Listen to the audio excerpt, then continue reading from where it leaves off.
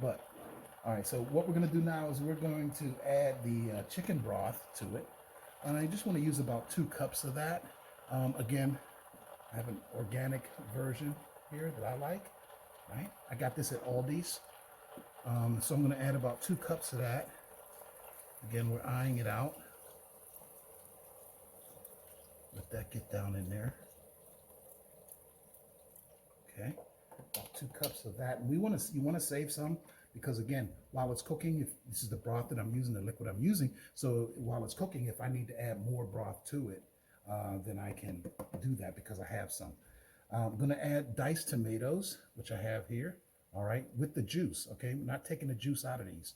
All right, so we're adding about 15 ounces of that. When I say that, the reason I say about 15 ounces, well, frankly, that's how much was in the can. All right, but again, it comes down to brand. And this particular brand, organic, no additives, no preservatives or anything like that. So it's phenomenal. And then we're going to add our Cajun seasoning. Yeah, how about that? Now, look at that. Can you see that?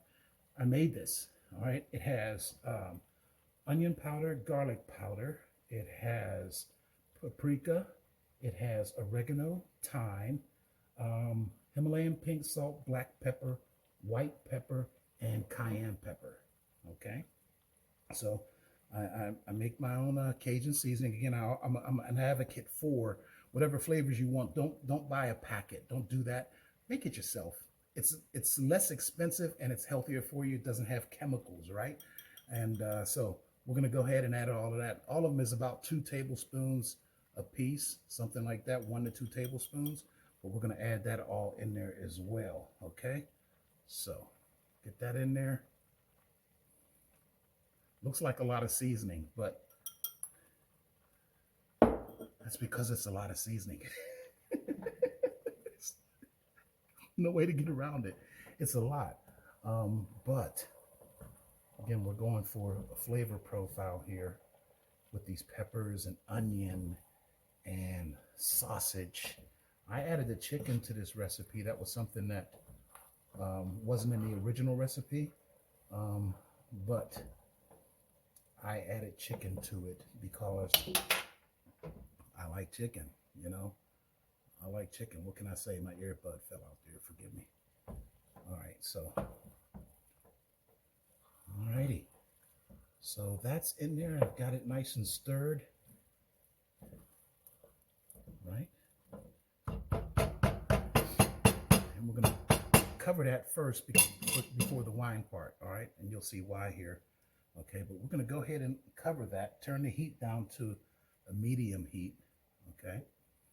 And put our old trusty cover on there. Boom. I'm going to let that go for about 20 to 30 minutes. Now, here comes the wine. Grab yourself a glass, pour yourself some wine, okay, and let that cook. You'll need to check on it, but you can do some things. There's nothing else to prepare right now. Just make sure you're not burning it. Make sure that the liquid is not evaporated and the rice, not the rice, but the orzo. Again, I told you, I keep thinking it's rice. Let the orzo do its thing and then just come back and check on it. 20 to 30 minutes, okay?